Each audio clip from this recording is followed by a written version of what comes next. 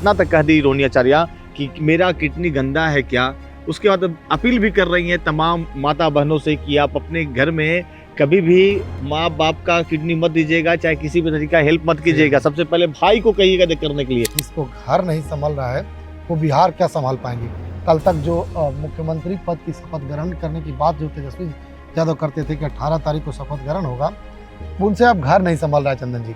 तो घर नहीं संभल रहा है तो बिहार क्या संभलेगा। तेज प्रताप यादव ने ऑफर दे दिया है चितरंजन की जेजेडी की संरक्षक पद के लिए, मुख्य संरक्षक पद के लिए, और साथ में कहा है कि जो मेरी बहन की ओर से एक बार फिर से गलत हो रहा है अब सुदर्शन चक्र चलेगा।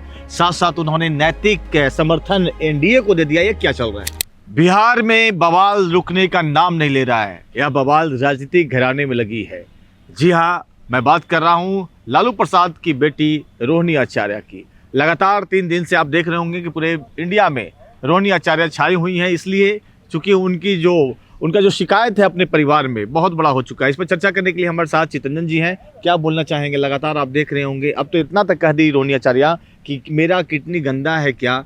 उसके बाद अपील भी कर रही हैं तमाम माता बहनों से कि आप अपने घर में कभी भी माँ बाप का किडनी मत दीजिएगा, चाहे किसी भी तरीका हेल्प मत कीजिएगा। सबसे पहले भाई को कहिएगा करने के लिए। ये सब पूरा मामला क्या चितरंजन? बिल्कुल, जिनके भाई घर में हो, जिनके घर में बेटा हो, वो अपने बाप और माँ के लिए इस तरह के कार्य करें। इस तरह की जो टिप्पणी है वह रोहिणी आचार्य ने किया है। बता दें चंदन की देखिए लगातार जो है वह लालू परिवार में अब कलह रुकने का नाम नहीं ले रहा है। अच्छा, चुनाव से पहले तेज प्रताप यादव को घर से बाहर निकाल दिया गया था, पार्टी से बाहर निकाल दी गई थी। पार्टी से विरोध करके उन्होंने पार्टी बना करके और चुनाव लड़ा। भले ही वो चुनाव हार गए, लेकिन उसका नतीजा तो जो था वह राजद को भुगतना पड़ा, महुआ सीट भी हार गई।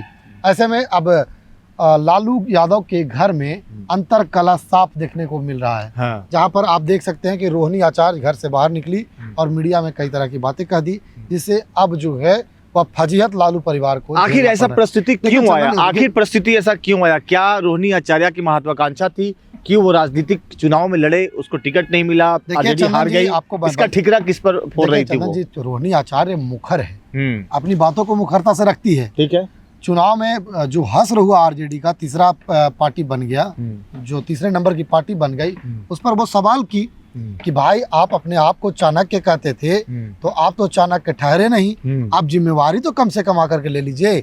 लेकिन वह जिम्मेवारी नहीं ली। ऐसे में अब जो संजय यादव था, संजय यादव जो थे राज्यसभा सांसद हैं, उन पर इशारा किया जा रहा है। उनको साफ खुलेआम रमेश का भी नाम आ रहा है। बिल्कुल, यूपी वाले जो रमेश हैं उन पर उनका भी नाम लिया जा रहा है। अब कौकब कारी जो है उनका भी कादरी नहीं, कौकब कारी जो विधान परिषद उन पर ठीकरा फोड़ा जा रहा है कि आप जो थे, आप उत्तरी बिहार में मुसलमानों का ठेका ले रखे थे। लेकिन उत्तरी बिहार में तो क्या हुआ वो तो आपने देखा। 3 सीट जो थी AIMI की जो सीट थी ओवैसी वाला, जो जीते हुए विधायक जो राजद में आए थे, उनका उन लोगों ने टिकट काट दिया। उसका भी नतीजा इस बार भुगतने को मिला है। तो ऐसे में रोहिणी आचार्य जो थी वह साफ कहते हुए दिखाई दे रही है कि भाई अब आप जो है मंथन कीजिए, अब आप जिम्मेवारी लीजिए। अपने आप को चाणक्य कहते थे तो चाणक्य नीति तो फेल हो गया, अब कम से कम आप जिम्मेवारी लीजिए। तो जो तेज प्रताप यादव ने घर में जो तेज प्रताप यादव ने ऑफर दे दिया है चितरंजन की जेजेडी की संरक्षक पद के लिए, मुख्य संरक्षक पद के लिए, और साथ में कहा है कि जो मेरी बहन की ओर से एक बार फिर से गलत हो रहा है अब सुदर्शन चक्र चलेगा। साथ साथ उन्होंने नैतिक समर्थन एनडीए को दे दिया। ये क्या चल रहा है? देखिए चंदन जी, विधायक रहते और समर्थन देते तो कोई बात था, अब तो कुछ है नहीं और अब चुनाव भी नहीं रहा। चुनाव में अगर देते तो इसका फायदा भी एनडीए को मिलता, लेकिन जो एनडीए को मिलना था वो तो अब मिल गया है। अब तेज प्रताप यादव भी चुनाव हार गए हैं, विधायक भी नहीं रहे। तो ऐसे में अब बस कहने वाली बात है, लेकिन कहानी रोचक है। मुद्दे बिहार में मिल गए हैं। विपक्ष जो सत्ता पक्ष है भाजपा, वह लगातार हमलावर है कि जिसको घर नहीं संभल रहा है वो बिहार क्या संभाल पाएंगे। कल तक जो मुख्यमंत्री पद की शपथ ग्रहण करने की बात जो तेजस्वी यादव करते थे कि 18 तारीख को शपथ ग्रहण होगा, उनसे अब घर नहीं संभल रहा है चंदन जी। तो घर नहीं संभल रहा है तो बिहार क्या संभलेगा। ऐसी बातें जो है अब बिहार हम आपसे रोकना चाहेंगे, सोशल मीडिया में किया जा रहा है। जिस तरह से रोहिणी आचार्य पटना से दिल्ली गई अपनी बड़ी बहन के घर पर, उसके बाद ऐसा कहा जा रहा है कि 2-3 बहनें और जो थी राबड़ी आवास में, वो भी निकलकर दिल्ली के लिए रुक की। ये क्या है? ये बिल्कुल ये शाम में देखने के लिए मिला भी कि जो और बहनें थी वह राजद के जो घर है, राजद का जो कार्यालय है राबड़ी जो आवास है उससे वो बाहर निकलती हुई दिखाई दी, और कहा जा रहा है कि वो भी इस जो परिणाम आए हैं बिहार में उससे क्षुब्ध है और उनके साथ भी दुर्व्यवहार किया जाए। मतलब एक अंदर खाने की कहने का मतलब है कि बहन को समर्थक था मौखिक रूप से, बिल्कुल समर्थन था। हाँ। लेकिन अब जब रोहिणी आचार्य के साथ इस तरह की बातें हैं, जो किडनी दान दे दे, अपनी किडनी निकाल, तो सब बहन अब एकजुट होती नजर आ रही हैं, लामबंद हो रही हैं। बिल्कुल लामबंद हो रही है। देखिए घर में यह आरोप लगाया जा रहा है कि जो संजय यादव के रूप में जो जयचंद हैं, जो आरोप राजद से जो विद्रोह करके जा रहे हैं, जैसे रोहिणी आचार्य अब लगा रही है,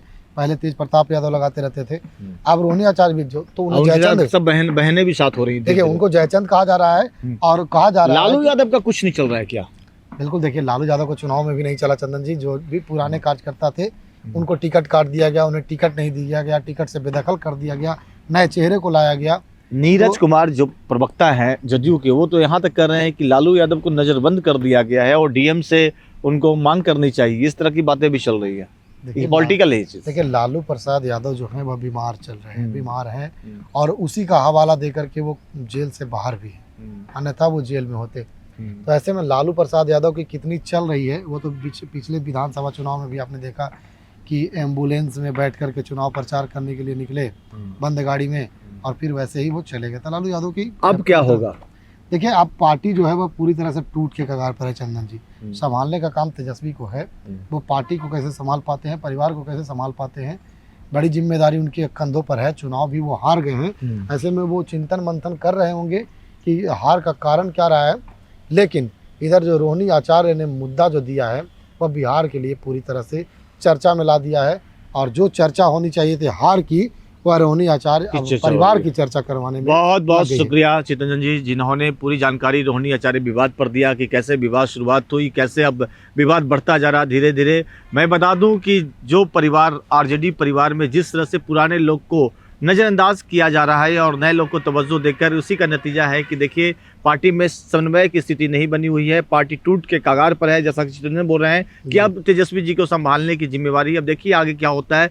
पूरी खबर, पूरी प्रकरण पर हम दोनों की नज़र बनी रहेगी। देखते रहिए सिटी योग न्यूज़। बहुत बहुत धन्यवाद।